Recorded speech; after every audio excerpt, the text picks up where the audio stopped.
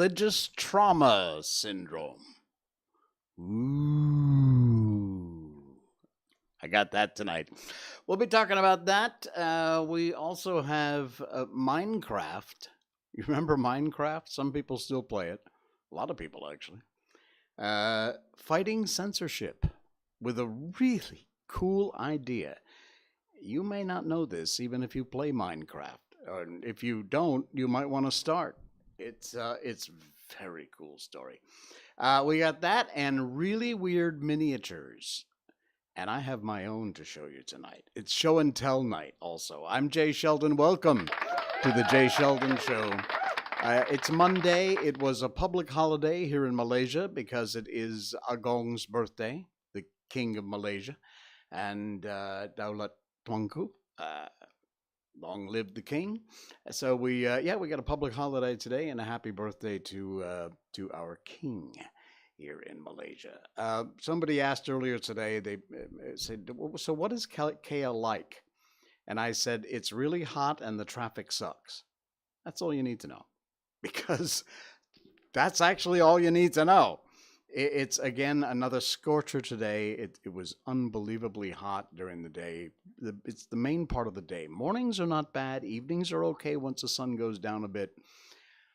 But between 10, 11 o'clock and 4 or 5 o'clock in the afternoon, forget it. If you got outdoor stuff planned, you better dress for it because it is a nightmare out there for weather, temperature-wise. And we haven't had a lot of rain yet either.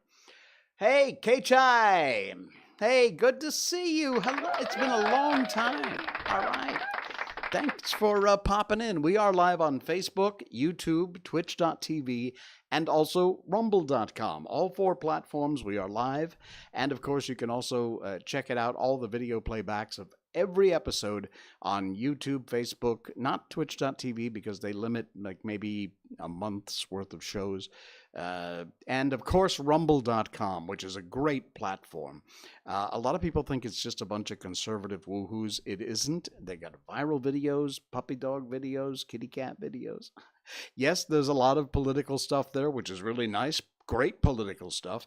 I am a huge fan of the Dan Bongino show, and shout out to Dan Bongino, who will never ever listen to this show and has no idea I even exist. But I'm a big fan, and if you want a show that will bring you the truth without all the crap and the hype and the left or right-leaning junk, I cannot recommend the Dan Bongino show enough for you. You can find it on Rumble, also on podcasts, speaking of which we are also a podcast. The audio version of our show goes out about a half hour, an hour after we're done with our live broadcast, and you get the same show. It's just the audio part. You can listen to it on your jogging or your walks or whenever you want. You want to add us to your podcast shelf, I'd really appreciate that. Your subscriptions really help send us up the chart and get us noticed. Just search for the Jay Sheldon Show. You'll find this logo, and that's it. You click follow or subscribe, and away you go. All right, one thing we do on this show, if you're new to the stream, is we always update you on our favorite little furry lady. Miko Update. Miko Update. She is doing great, and right now she's sitting downstairs floored, just laying on the floor because she ate too much tonight. Thank goodness she ate too much tonight because we were a little worried. She hasn't been eating as much lately. But we had a great day yesterday. We went to Odessa Park City, and we met up with Sherry, and it was just such a great time. And check this out. Look at this. This is a little gift that Sherry gave to Miko, to us. But anyway, it looks exactly like her. It's a little bobblehead doll, and it's a Shiba Inu. And there's Miko imitating the bobblehead doll. Great shot there. So yeah, there she is, another action shot with Miko. This was it at the Odessa Park City Pet Bazaar. A lot of fun, lots of folks, and look at all the Shibas. 1, 2, 3, 4, 5. We were out in the main part of the park, one of the main areas, and there was just tons of Shibas everywhere. In fact, I got the chance to meet one of the oldest Shibas I've ever seen in real life in Malaysia. All the ones that we run into and our friends have, or part of the Malaysian Shiba Inu group, they're all like, 2, 3, under. I don't think any maybe older than 3 years old. But this one over here, this little lady, uh, it was 7 years old. So, I mean, Shibas live an average about 14, 15, 16, somewhere around there, sadly. But yeah, this one was 7, one of the older Shibas that I've seen.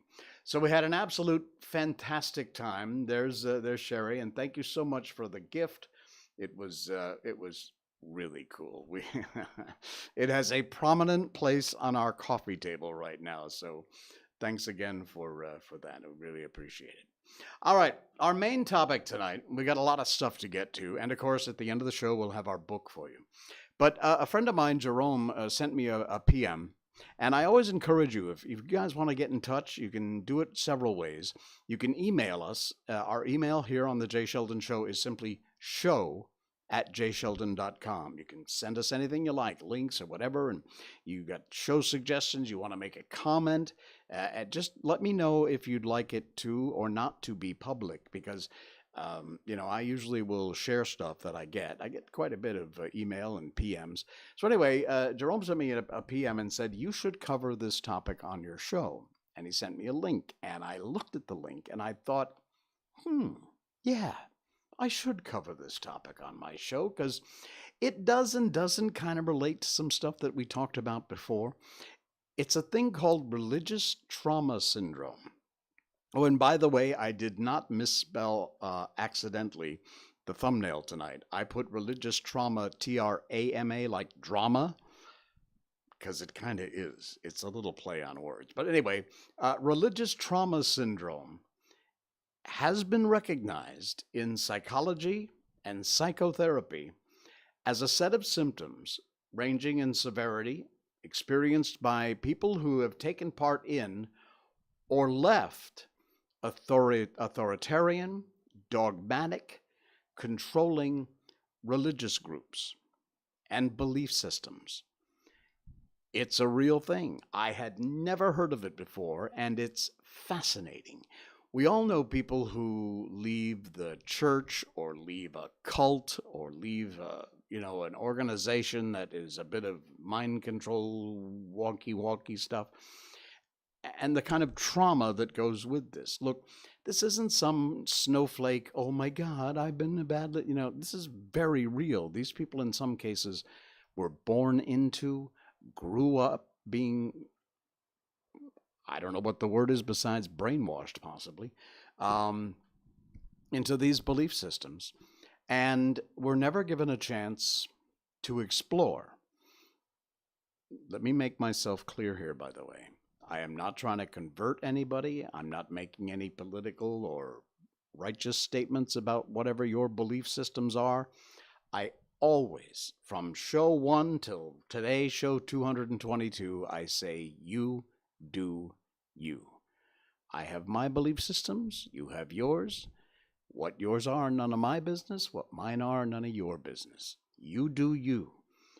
I just want to tell you about this, which is fascinating. It's real, and it's out there. Religious trauma syndrome occurs in response to a twofold trauma: the prolonged abuse of indoctrination from controlling religious community, and secondly, the act of leaving that controlling community. It's developed as its own heuristic collection of symptoms informed by psychological theories of trauma, the same sort that occur in PSD and CPTSD, and betrayal trauma, which is also a part of it. It's a theory, but it's a part of it. Relational and social context into account when approaching research and treatment. Now, all that's a lot of scientific mumbo jumbo. You can look this up. There's some really, really great articles about it. I did that. I checked out some of the different articles that are out there and some of the different treatments that are available. And, it has not only to do with the people who are involved in this kind of cult, a Jim Jones kind of drink the Kool-Aid, preachy, Bible thumping whack jobs that are out there. And some of them dress in really nice suits and have billions of people in their churches and make billions of bucks, by the way. But it's not just the, these kind of wacky cult things. In some cases, it goes to what society mostly labels extremists, even in mainstream religion. Religious trauma syndrome. This is all the links. There's 3 links in the top of our show notes tonight that are these articles that I picked out. There's a lot of them. You can do any kind of a search you want. Put in religious trauma syndrome, and you will find these articles. The condition experienced by people struggling with leaving an authoritarian dogmatic religion, and how they cope with the damage of being indoctrinated into it.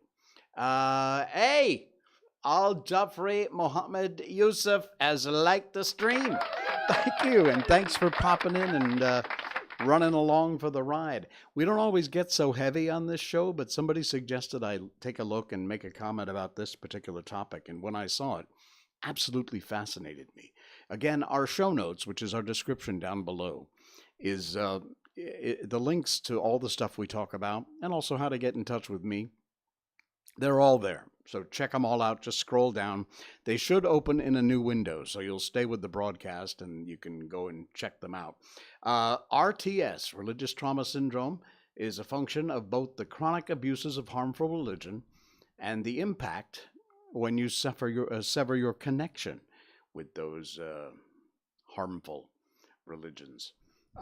There's a list of the different syndromes that are out there, and also there is a article here about the cycle of abuse, how to stop that cycle, mistaken identity, because this RTS mimics a lot of other disorders, and you see the list here: traumatic stress disorder, clinical depression, anxiety disorders. The list goes on and on. Eating, social disorders, marital sexual dysfunction, suicide, drug and alcohol abuse. So it's a difficult thing to analyze, and in fact, I would guess perhaps a lot of psychologists and psychiatrists may not even be familiar with the thing here. But it's a great article. There's this one, and there's another one here from icyhealth.com. Again, this one has a few more ads that pop up, but you got to pay for the website somehow. 9 shocking symptoms, and they are here. It's a scary but very realistic thing, and if you feel maybe you are suffering, or maybe you have a friend who is, I strongly encourage you to check this out and read the article. Do your own research, and like I said, you do you when it comes to your religious beliefs. I have said from the start that I am an agnostic, borderline atheist, I suppose. Yeah, I know, poor me, right? You do you, I do me. That's what life's all about, folks. That and free speech. So let's go with that. But anyway, they list the symptoms and possible treatments and ways and places to get help.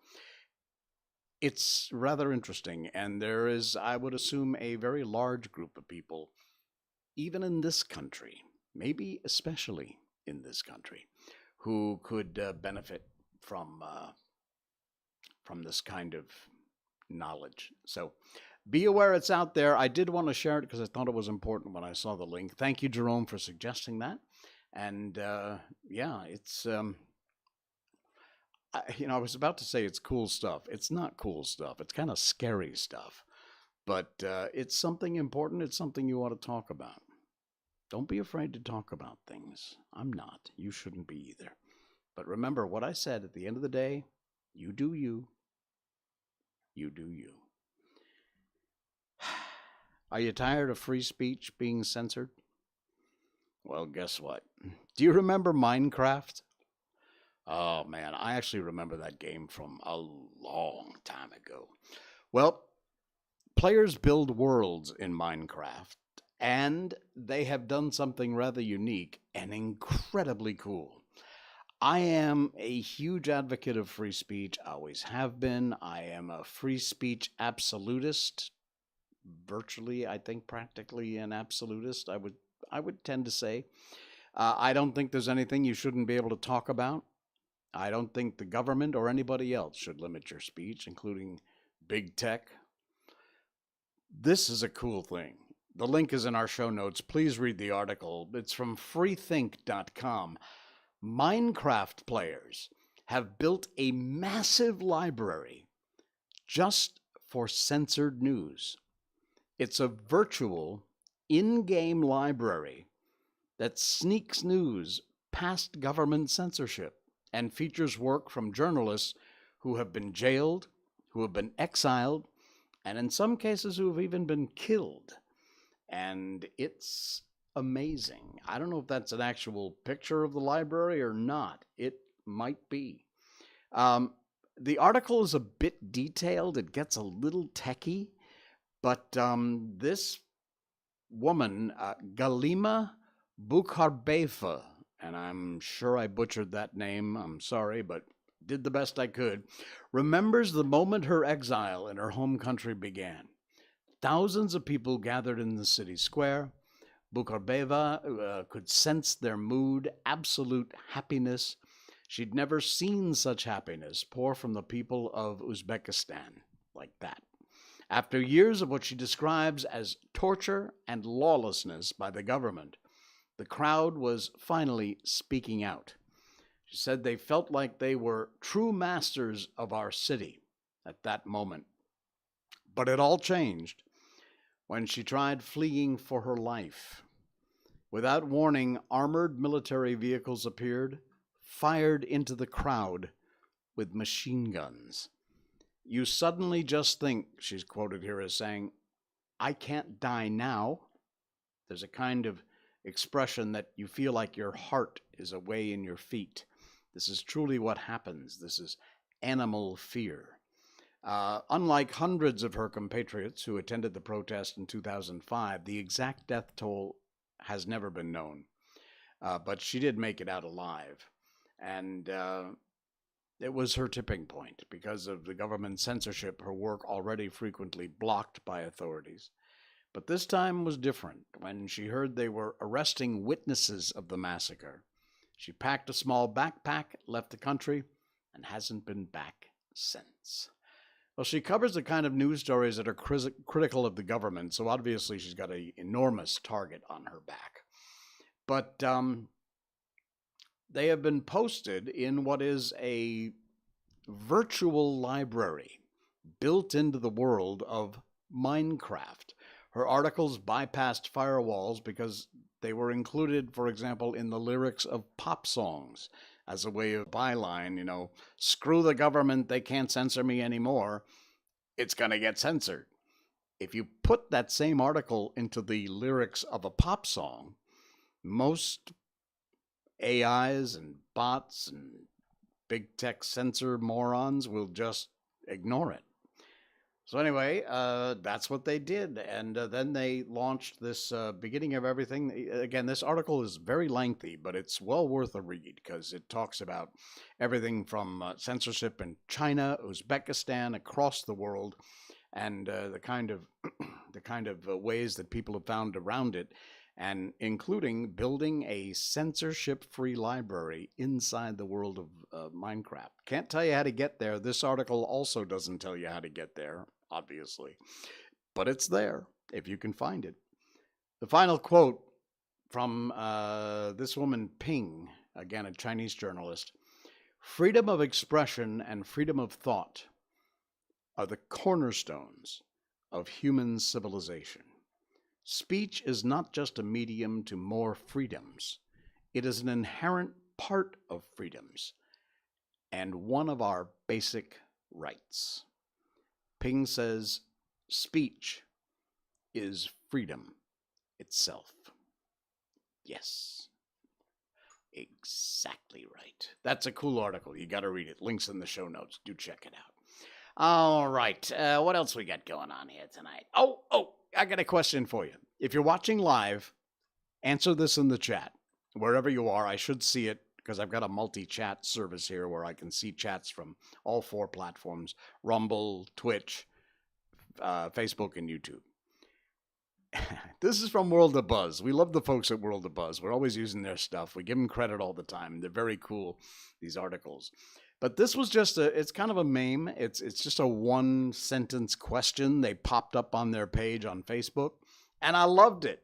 And I'm not quite sure how to answer it, but I'm really interested in what your answers are. If you were given 10 million ringgit, or you can convert that into whatever your denomination is, because we've got listeners and viewers around the world. So $10 million, 10 million Sing dollars, 10 million yen, which wouldn't be much. But if you were given 10 million ringgit, if you were in Malaysia, what would you never still buy? You got all the money to buy anything you want, practically. But no matter what, you still wouldn't buy fill in the blank. I'm not sure what my answer would be. I didn't think about this before the show. I wanted to just pop something out there. But the more I think about it, I'm not sure what it is. Oh, I know, canned peas. Canned peas, yes. Actually, that's true. I hate canned peas. I will eat anything and everything. I try anything, doesn't matter how gross it is, and I'll try it once. If I don't like it, I don't eat it again. But I am always willing to try. You gotta try stuff, do stuff, try new things. And when it comes to food, this country gives you the chance to try all kinds of wacky things. And I've tried some I'm not so fond of, some I fell in love with. But the one thing since I was a kid I will never eat again is canned peas. So if I had all the money in the world, I still wouldn't buy canned peas. Now, you might say tickets to a Major League Baseball game, some particular brand of car. Some of the answers from World of Buzz are rather cool. Somebody said Proton and Perodua, which are our two main local car brands. Thermomix, whatever that is, I have no idea. A Tottenham jersey won't look good on you. Old leaders and politicians who get paid handsomely to screw up the country. What is this? Sweden surströmming. It tastes like crap. I have no idea what that is. I should look that up. A yacht. Even if you had all the money, you still wouldn't buy a yacht? Okay. Here's an interesting politically correct answer. Cigarettes, alcohol, lottery. Why not? Buy the lottery. A full PC set. The list goes on. Wow. All right. What other? Oh, here's a weird one. V-neck T-shirts. Now, we all know what that relates to. That idiot article came out with some stupid minister. A fedora. John, you might look good in a fedora. Why wouldn't you buy a fedora? And condoms. Really? Well, that's a shame. Wow. This guy really hates the big brands. If you had $10 million, what would you still never buy? An Audi, a Land Rover, a Porsche, a Ford, a Mini, a Jag, and a Bentley. Well, I'm afraid you'd need more than 10 million for the Bentley, I think. But yeah. And there's a bunch of them. They're very funny. The comments are funnier than the question. But somebody said Amber Heard. Oh, man. All right, check it out. World of Buzz. Love you guys. Fantastic. I got another weird one for you. That's what we do on this show. We don't always get heavy like the beginning with this religious trauma syndrome. But we often do the kind of stuff that's kind of wacky, weird, strange, and unusual. And this is one I shared briefly in my last stream, but I didn't have everything set up, so I couldn't share it with you. It's from Rumble. Where is it from? Yeah, Ron Rumble 2. Rumble's Wonderings, Forbidden Archaeology and Science. Now, check this out. I showed you briefly in our last show. These are from the 16th century. Artifacts dating back to the 16th century that are so tiny, you actually have to use a microscope to study them. There are 135 known to be in existence of these miniature boxwood carvings. They have a common origin. They're made during a very short period from 1500 to 1530, and they used micro CT scanning and advanced 3D analysis software to examine the carvings, found out that these were the sophisticated miniature altars. The inner layers are pieced together with joints hidden so accurately that only a microscope or an X-ray can detect them. And look at the size of these things. Look how small. Much of the process of making the carving, still a mystery. The name of a medieval craftsman, probably from the Netherlands, who was able to hand carve these masterpieces remains unknown. Yeah, now look at this in close-up. These are carved by hand. This is insane. Look at the detail of these things. And they're like a little amulet. They open and close. And look, you can see one laid out here. This is absolutely fascinating. Wow. Links in our show notes. Check it out because it's really cool. And that kind of leads me to this. Hang on. I just got to do one little thing here. Okay. It leads me to this. I don't know if you know. Again, if you're listening on the podcast, please check out the video because it's very cool. And I have forgotten the name of these, but they are used on mostly a man's kimono purse. Now, when you wear kimono, there's no pockets. Now, in the sleeve, you've got a place you can keep things, sort of. But normally, there's a small designed bag that has a long drawstring on it. And those drawstrings, I don't know if you can see on the bottom of this rabbit, but you see those two holes there? Yeah, I'm showing you rabbit's butt, okay? This is a hand-carved, don't forget what the wood is, but it's absolutely beautiful. And this, you take the string of this bag, and you put it through the loop and tie it off. And that way, when you put the bag in your kimono, you have your obi, the belt. So this goes on the top. The string goes behind the belt and the bag hangs, and that prevents it from slipping out. Now, there's all kinds of amazing designs. I have a collection of these. This is just one I brought to show you. Show and tell. Sorry. So, and there's elephants and rats, and this happens to be a rabbit. All kinds of religious items and things. And I gotta do one more quick thing here, so give me just 1 second. Hold on, don't go away. This is all live, folks. So, okay. There is a Japanese god of fertility, and she is a rather chunky, fat woman. There's a picture of her here. Well, it's not a picture of her. It's a carving of her. All right. So this is, I don't have her name, but this is the Japanese god of fertility. Okay. Now, this is from Japan. It's very old. It's about 100 years old.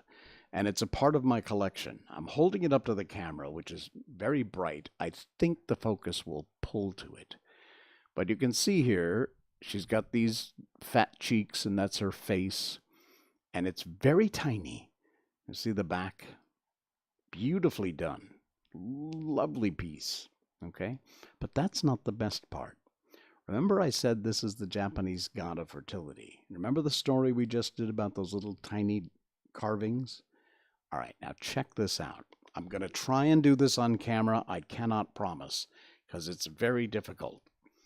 Nazrul, nice to see you. Thanks for the like. Okay, I'm going to give this a slide. Again, no promises. I hope this works. It's a very difficult thing to do, and it's been a long time since I had this open. If I can't get it, I'll see what we can do. Hold on. I need to bring it closer to me. You've got to see this because it's absolutely fascinating. Here we go. Okay. So you almost can't see the lines, but if you know it's there, you slide the back off. Here we go. You see that? The back comes off, and there's a compartment inside. Now, I don't know if you can see this or not because it's extremely tiny. Let the camera get a focus if it can. Don't know if it will or not. All right. Apparently it's not going to. But inside, in the back, there you go. Now you can see it. Can you see it moving? Can you tell what that is? How do I describe this without getting too literal? Look how small this is. Look at this. This is the palm of my hand. It's no bigger than the tip of my index finger. But carved inside, and it moves back and forth, is a representation of two people making love. I'm not kidding. I will try and take a micro picture of this and post it on my Facebook, but it's not a dirty thing. This is a religious thing. It's the god of fertility. Yes, it's a little bit tongue-in-cheek, but it all fits together so incredibly nicely. Take a look at that. You can barely tell there's a compartment back there. And the front, of course, is the face of the god of fertility. I'm sorry that you can't exactly, the camera did focus in on it, but I'm not sure if you can really check it out. You may want to pause the video and zoom it in or something. I'll try and get a micro shot of that, macro shot, and post it on my Facebook page because it's absolutely fascinating. All right. See, I told you we do wacky stuff on this show, and now we're talking about Japanese fertility gods. But these are amazing. These are so cool. One day I'll share my whole collection with you. They're very cool. What else we got? We got one more, and then we're going to move on to Sherlock Holmes, because, we read classic books on this show, too, as if it's not weird enough. Here's a cool one. We always end our show before our book with some feel-good, heartwarming story, and very often it comes from the folks at Heartwarming's page on Facebook, as this one does. Links in our show notes. And there goes the bots over on Twitch. The only place I get bots usually are Twitch, occasionally Facebook, but yeah. I mean, YouTube will do, the porn sites and stuff. But again, my viewers are smart enough. They know not to click on the bots and whatever. So anyway, here we go. Today, says the story, I painted a new resident's nails at work, fingernails. And as we were going over what color, she mentioned that she wanted clear. The only thought that came to my mind was, clear? That's no fun. So I asked this woman why she wanted clear. And she said, my hands are ugly. I don't want to draw attention to them. And then I carefully responded with, your hands tell the story of your life. They tell the story of love, care, and adventure. These hands have touched and held things that most people can only wish to one day. And with that, she went for the color pink. Sometimes what we're so insecure with in ourselves, others find beauty in. Those are her hands, with her beautiful pink fingernails. And those indeed, kind of like mine, are the hands of an elderly woman who, as this woman said, has held and touched things that people sometimes could only dream of. Absolutely beautiful story. And a great ending, too, that she finally went with the color pink. Nice. We like these simple little stories that kind of remind us that all is not completely screwed up in the world today. Although sometimes it gets a little easy to think that way. All right, you ready? It is time to move on up to our book. We're reading The Adventures of Sherlock Holmes. We have gone about a third to almost half the way through this adventure, which is about identities. And where did we leave off? Yes, the woman has left. Sherlock is on the case. And I remarked, "You appeared to read a good deal upon her, which was quite invisible to me," I said. "Oh, not invisible, but unnoticed, Watson. You did not know where to look, so you missed all that was important. I can never bring you to realize the importance of sleeves, the suggestiveness of thumbnails, or the great issues that may hang from a bootlace. Now, what did you gather from that woman's appearance? Describe it." "Well, she had a slate collar and a broad-brimmed straw hat with a feather of a brickish red. Her jacket was black, with black beads sewn upon it, and a fringe of little black jet ornaments. Her dress was brown, rather darker than coffee, with a little purplish plush at the neck and sleeves. Her gloves were grayish, and were worn through at the right forefinger. Her boots I didn't observe. She had small, round, hanging gold earrings, and a general air of being fairly well-to-do, in a vulgar, comfortable, easy-going way." Sherlock Holmes clasped his fingers softly together and chuckled. "'Pon my word, Watson, you are coming along wonderfully. You've really done very well indeed. It is true that you've missed everything of importance, but you've hit upon the method, and you have a quick eye for color. Never trust to general impressions, my boy, but concentrate yourself on the details. My first glance is always at a woman's sleeve. In a man, it is perhaps better to first take the knee of the trouser. As you observe, the woman had plush upon her sleeves, which is a most useful material for showing traces. The double line was a little above the wrist, where the typewritist presses against the table. It was beautifully defined. The sewing machine of the hand type leaves a similar mark, but only on the left arm, and on the side of it furthest from the thumb, instead of being right across from the broadest part, as this was. I then glanced at her face, and observed the dint of pince-nez at either side of her nose. I ventured a remark upon short sight and typewriting, which seemed to surprise her. Oh, it surprised me. But surely this was obvious. I was then much surprised and interested on glancing down to observe that though the boots which she was wearing were not unlike each other, they were really odd ones, the one having a slightly decorated toe cap and the other a plain. One was buttoned only in the 2 lower buttons out of 5, and the other at the 1st, 3rd, and 5th. Now, when you see that a young lady, otherwise neatly dressed, has come away from home with odd boots, half-buttoned, it is no great deduction to say she came away in a hurry." "And what else?" I asked, keenly interested, as I always was, by my friend's incisive reasoning. "I noted in passing that she'd written a note before leaving home, but after being fully dressed. You observed that her right glove was torn at the forefinger. But did you not apparently see that both glove and finger were stained with violet ink? She'd written in a hurry and dipped her pen in too deep. Must have been this morning, or the mark wouldn't have remained clear upon her finger. All this is amusing, though rather elementary. But I must go back to business.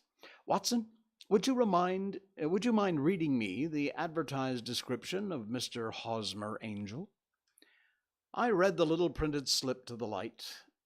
"Missing," it said, "on the morning of the 14th, a gentleman named Hosmer Angel, about 5'7" in height, strongly built, sallow complexion, black hair, a little bald in the center, bushy black side whiskers and mustache, tinted glasses, slight infirmity of speech, was dressed when last seen in black frock coat faced with silk black waistcoat, gold Albert chain, and gray Harris tweed trousers." with brown gaiters over elastic-sided boots. Known to have been employed in an office in Leadenhall Street. Anybody bringing, etc., etc. That'll do, said Holmes. As to the letters, he continued, glancing over them, very commonplace. Absolutely no clue in them to Mr. Angel, save that he quotes Balzac once. There is one remarkable point, however, which will no doubt strike you. They are typewritten, I remarked. Not only that, but the signature is also typewritten. Look at the neat little Hosmer Angel at the bottom. There's a date, you see, but no superscription except Leadenhall Street, which is rather vague. The point about the signature is very suggestive. In fact, we may call it conclusive. Of what? My dear fellow, it is possible that you do not see how strongly it bears upon the case. I cannot say that I do, unless it were that he wished to be able to deny his signature if an action for breach of promise were instituted. No, that was not the point. However, I shall write 2 letters, which should settle the matter. One is to a firm in the city, the other to the young lady's stepfather, Mr. Windibank, asking him whether he could meet us here at 6 o'clock tomorrow evening. It's just as well that we should do business with the male relatives. And now, Doctor, we can do nothing until the answers to those letters come, so we may put our little problems upon the shelf for the interim. I had so many reasons to believe that my friend's subtle powers of reasoning and the extraordinary energy in action that I felt he must have some solid grounds for the assured and easy demeanor for which he treated the singular mystery which he had been called upon to fathom. Once only had I known him to fail, in the case of the King of Bohemia and of the Irene Adler photograph. But when I looked back to the weird business of the sign of 4 and the extraordinary circumstances connected with the study in scarlet, I felt that it would be a strange tangle indeed, which he could not unravel. I left him then, still puffing on his black clay pipe, with the conviction that when I came again on the next morning, on the next evening, I would find that he held in his hands all the clues which would lead up to the identity of the disappearing bridegroom of Miss Mary Sutherland. And that's where we will leave it for tonight. And we'll see if those 2 letters can help Mr. Holmes to solve the mystery. I love this book. The Adventures of Sherlock Holmes. We read a little piece of it on all of our streams towards the end until we get through to the end of the book. We've done that for almost every stream we have, over 200 shows now. We've done The Wonderful Wizard of Oz, The Little Prince, Peter Pan, Alice in Wonderland, Winnie the Pooh, and of course now we are in the middle of Sherlock Holmes. So enjoy. If you want to hear all the old chapters or one of the old books, just go back in our shows. You'll find all of our episodes, 222 as of tonight, on rumble.com. That's probably the best place. Just look for the Jay Sheldon Show or Jay Sheldon on rumble.com. YouTube, of course, our YouTube channel, links in our show notes to all these, and facebook.com also. They're over there. All right, we will see you again on, when is it? Wednesday night. Yeah, because today is Monday. Oh, my goodness. And thanks a lot. Thanks for your likes, follows, and subscribes. Check out our podcast on whatever you get your podcast and give us a follow and a subscribe. And I'll see you Wednesday. Thanks. I'm Jay Sheldon. Good night.